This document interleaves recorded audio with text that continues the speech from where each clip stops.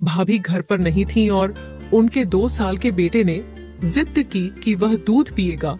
वह किसी भी हालत में चुप नहीं हो रहा था, इसलिए मैंने उसे अपने सीने से लगाकर दूध पिलाने का फैसला किया। तभी भाई कमरे में आ गए। मैंने कोई चादर नहीं ओढ़ी थी। जब भाई ने मुझे उस हालत में देखा, उनकी नजरें बदल गईं। वे मुझे अपने बिस्तर पर लेटा दिया और जोश में मुझे लगातार 2 घंटे तक मेरी चीखें निकली। हेलो दोस्तों, आज की इस कहानी में आप सभी का स्वागत है। मेरा नाम आरती है और दीप्ति मेरी भाभी का नाम है। भाभी मेरी सहेली की तरह थी, मुझे बहन जैसी मानती थी।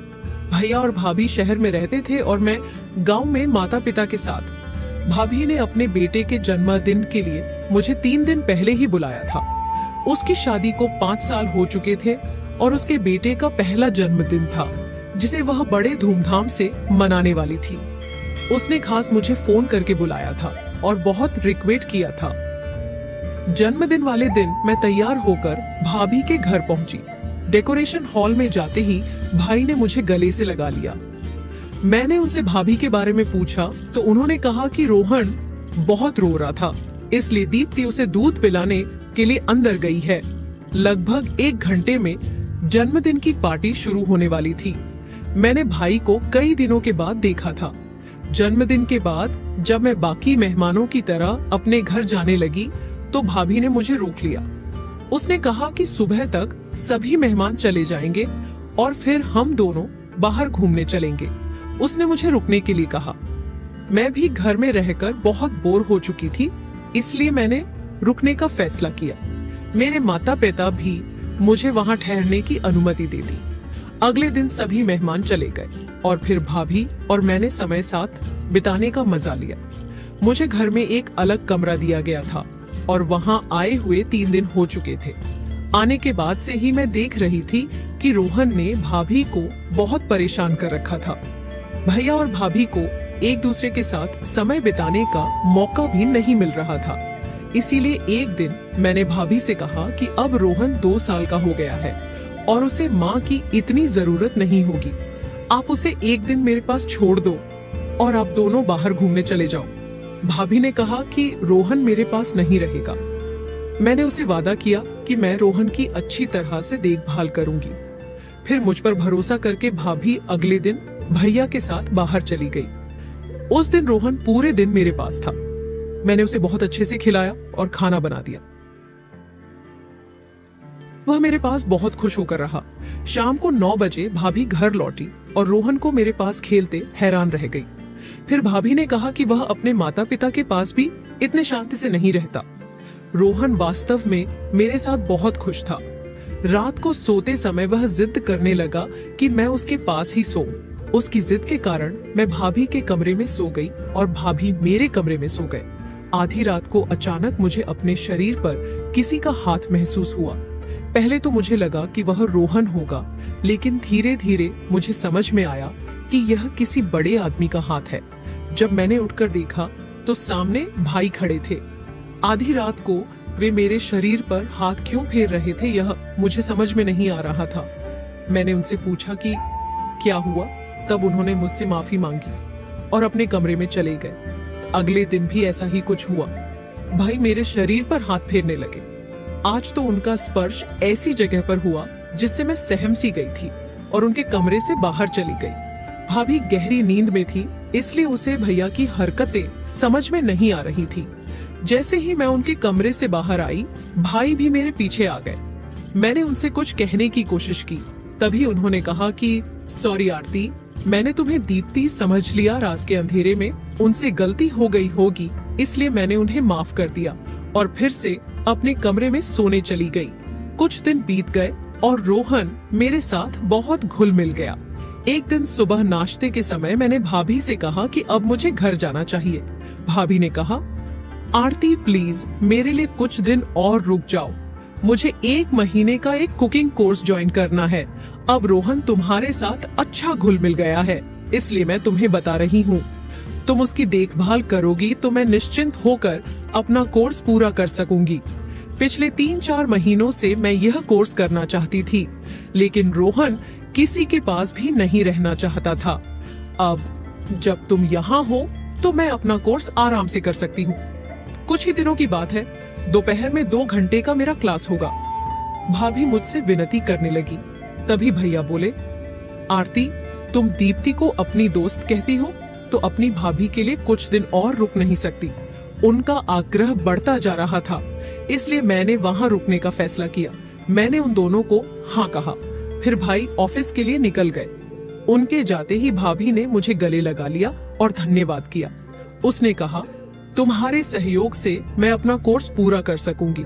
ये कोर्स कुछ ही दिनों का है। एक बार जब मैं कुकिंग सीख गई तो धीरे धीरे अपना खुद का बिजनेस खड़ा करूंगी। भाभी का आनंद देखकर मैं भी खुश थी। एक दिन दोपहर को भाभी अपने क्लास के लिए गई थी। उस समय रोहन मेरे पास था। अचानक वह रोने लगा तो मैंने उसके लिए दूध लाने के लिए किचन में गई। दूध गर्म हो रहा था और मैं किचन में खड़ी थी। अचानक भाई न जाने कहां से आ गए और उन्होंने पीछे से आकर मुझे जोर से गले लगा लिया। एक पल में ही उन्होंने मेरी गर्दन पर जोर से काट लिया। उनके काटने से मेरी गर्दन में जलन होने लगी। मैं जोर से चीखी और पीछे मुड़ी, तब भाई मुझसे दूर हो गए। मुझे देखते ही वे बोले, आरती, तुम मुझे लगा कि दीप्ति हो। तुमने दीप्ति के कपड़े पहने थे, इसीलिए मुझे गलतफहमी हो गई। मैंने कहा ठीक है और रोहन की दूध की बोतल लेकर कमरे में चली गई। कुछ देर बाद भैया अपने कमरे में आए और मेरी गर्दन पर लगाने के लिए बर्फ लेकर आए। उन्होंने कहा, आरती, मेरी वजह से तुम्हें चोट लगी, मुझे अच्छा नहीं लग रहा। मेरी गलती की सजा मुझे मिलनी चाहिए। ऐसा कहते हुए वे अपने हाथ से मेरी गर्दन पर बर्फ मलने लगे। उनकी नजरें कुछ ठीक नहीं लग रही थी। तब मैंने कहा, भाई, आपकी मदद के लिए धन्यवाद, अब मुझे अच्छा लग रहा है। फिर मैं बोली, भाई, कुछ घंटे पहले तो आप ऑफिस गए थे, आज इतनी जल्दी घर कैसे आ गए? इस पर उन्होंने कहा, आज ऑफिस में ज्यादा काम नहीं था, इसलिए जल्दी घर आ गया। उनकी बातों पर सहमति जताकर मैं उनके कमरे से बाहर निकल आई और रोहन को दूध पिलाकर सुला दिया। कुछ देर बाद भाभी घर आई। शाम को चाय पीते समय हम सब साथ में बैठे थे। तब भैया ने कहा, रात को हम डिनर के लिए बाहर चलते हैं। भाभी ने मना कर दिया और कहा, रात को 7 बजे से मेरी कुकिंग की ऑनलाइन क्लास है। अभिषेक, मैंने तुम्हें पहले ही बताया था। भाभी ने पहले ही अपने ऑनलाइन क्लास के बारे में भैया को बता दिया था। फिर भी भैया ने डिनर की बात करी। आगे उन्होंने कहा, दीप्ति, तुम सिर्फ अपने बारे में मत सोचो। अगर तुम डिनर पर नहीं जा सकती तो मैं आरती को बाहर ले जाता हूँ। वह पिछले कुछ दिनों से हमारे लिए कितना कुछ कर रही है। उसके आने के बाद से वह घर में ही है, उसे भी कभी बाहर जाना चाहिए। भैया ने अपनी मीठी बातों में भाभी को इस कदर फंसा लिया कि उसे उनकी बात सही लगी। फिर भाभी ने कहा, आरती, तुम्हारे भैया सही कह रहे हैं। तुम सच में हमारी बहुत मदद कर रही हो। तुम घर में बोर हो गई होगी। शाम को तुम अपने भाई के साथ डिनर पर जरूर जाओ। शाम को भैया मेरे कमरे में एक 1 पीस ड्रेस लेकर आए। फिर उन्होंने कहा, डिनर पर जाते समय यह ड्रेस पहन लेना। यह ड्रेस दीप्ति ने तुम्हारे लिए भेजी है। भैया की बातों में मुझे दम लगा। महसूस हुआ, ऐसा लगा कि भाभी के नाम पर उन्होंने ही अपनी पसंद का ड्रेस ला कर दिया है। खैर, डिनर का समय हो गया था, इसलिए मैंने वह ड्रेस लिया और तैयार हो गई। जब मैं तैयार होकर बाहर आई तो भाभी ने कहा, अरे वाह, तुम तो अपने भाई के साथ डिनर पर जाने के लिए बहुत उत्सुक लग रही हो। भाभी की बातों से लगा कि शायद वह ड्रेस उसने नहीं भेजा था। मैं उससे कुछ पूछने ही वाली थी कि भैया बोले, दीप्ति, तुम्हारे क्लास का समय हो गया है, अब हम भी निकलते हैं। रात को जल्दी घर आ जाएंगे। मैं भैया के साथ डिनर के लिए निकल पड़ी। भैया मुझे जिस होटल में ले गए थे वहां मुझे परिवार के लोग कम और जोड़े ज्यादा दिख रहे थे। वहां का माहौल बहुत ही रोमांटिक था, लेकिन मैं अपने प्रेमी के साथ नहीं बल्कि अपने भाई के साथ डिनर पर आई थी।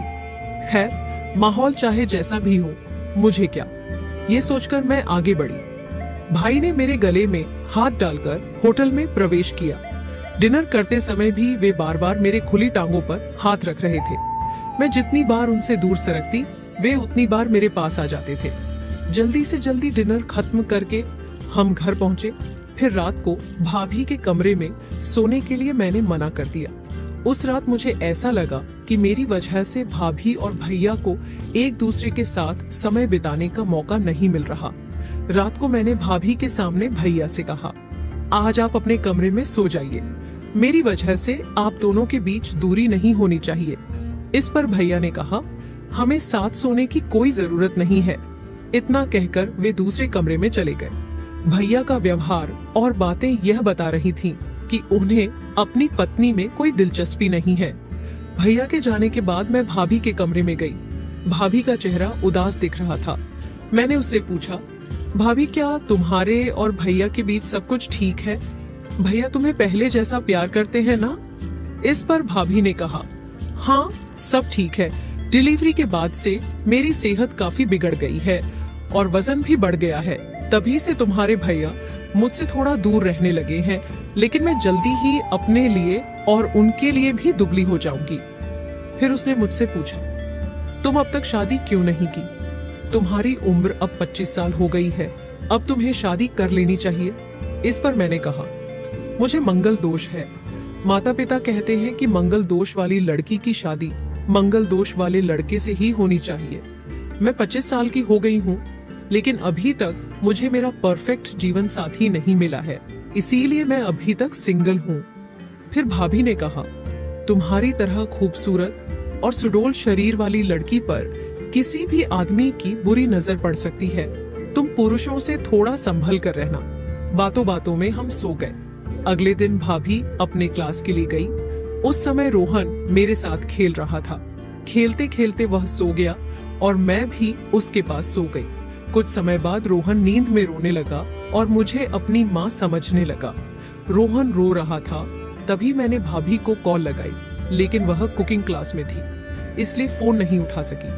आज रोहन मुझे अपनी माँ समझ रहा था। उसे चुप कराने के लिए मैंने उसे दूध की बोतल दी, लेकिन वह दूध पीने को तैयार नहीं था। काफी समय गुजर गया, लेकिन उसका रोना बंद नहीं हुआ। आखिरकार मैंने उसे अपनी गोद में लिया और उसे दिलासा दिया। मैंने उसे अपनी छाती से लगाया ताकि उसे माँ की तरह महसूस हो।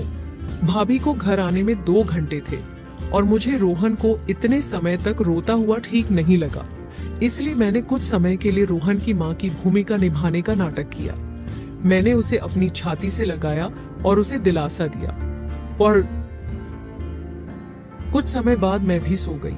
अचानक मेरी नींद खुली तो मैंने देखा कि भैया मेरे सामने खड़े थे।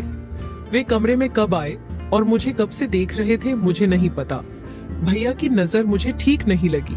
रोहन को शांत करने के लिए मैंने उसे अपनी छाती से लगाया था, लेकिन बाद में मैं अपने कपड़े ठीक करना भूल गई थी और वैसे ही सो गई थी। भाई मुझे उस हालत में देख रहे थे और उनकी नजरें लाल हो रही थी। फिर मैंने जल्दी से अपने कपड़े ठीक की। तब भाई ने मेरा हाथ पकड़ा और उन्होंने मुझे बिस्तर की ओर खींचा। मैं बहुत डर गई थी, पर भैया के साथ मेरा हमेशा से एक अलग संबंध था। फिर भैया ने कुछ ऐसा किया जिससे मैं शांत हो गई। थोड़ी देर बाद रोहन नींद से जाग गया। हम उसे खिलाते हुए हॉल में बैठे थे। तभी भाभी क्लास से वापस आई। उसने हमें अलग नजरों से देखा और तुरंत रोहन को हमारे बीच से उठा लिया। रात को किचन में खाना बनाते समय भाभी का व्यवहार थोड़ा अलग लगा। उसने कहा, आजकल तुम रोहन को अपने से ज्यादा जोड़ने लगी हो। उसके पिता को भी अपने से जोड़ने की कोशिश मत करो। भाभी 1 माह से पहले एक पत्नी थी और उसे अपने पति की चिंता हो रही थी। मैंने उसके कंधे पर हाथ रखकर कहा, आप बिल्कुल भी चिंता मत करो। न तो आपका पति बुरा है और न ही आपकी सहेली। इसके बाद भी भाभी मेरे साथ थोड़ा अजीब व्यवहार कर रही थी। खाना खाते समय भाभी ने कहा कि आज उसकी क्लास का आखिरी दिन है और जब उसकी क्लास खत्म हो जाएगी तो मुझे अपने घर जाना होगा। भाभी की बात सुनकर भैया का चेहरा पीला पड़ गया। मैं भी घर नहीं जाना चाहती थी क्योंकि भैया और मेरा रिश्ता अलग होने लगा था। मुझे यकीन था कि भैया कोई ना कोई रास्ता निकाल ही लेंगे, क्योंकि वे मुझसे इतने आकर्षित हो गए थे कि मुझे जल्दी से जाने नहीं देंगे। उस रात सोने से पहले भाभी ने मुझे ताना मारा, आरती याद रखना कि तुम्हारे भैया शादीशुदा हैं और उन्हें कोई दोष नहीं है। मुझे इसकी परवाह नहीं थी कि उसने क्या कहा। अगले दिन भाभी 9 बजे अपनी क्लास के लिए निकली क्योंकि आज उसका आखिरी दिन था। भैया भी रोज की तरह समय पर ऑफिस के लिए निकले, लेकिन जैसे ही भाभी घर से निकली भैया घर आए और उन्होंने मुझे पानी का गिलास लेकर अपने कमरे में बुलाया। पानी का गिलास लेकर मैं भाई के कमरे में गई। जैसे ही मैं उन्हें पानी का गिलास देने के लिए हाथ बढ़ाई, उन्होंने मेरा हाथ पकड़ लिया। फिर भाई बोले, आरती तुम मुझे और कितना इंतजार कराओगी? मैं तुम्हें पहले ही कई बार इशारे कर चुका हूँ। भले ही तुम इतने लंबे समय से मेरे सामने हो, लेकिन मैं तुम्हारे साथ उतना समय नहीं बिता सका जितना मैं चाहता हूँ। कल तुम्हें उस हालत में देखकर मेरी आंखें चमक उठी थीं।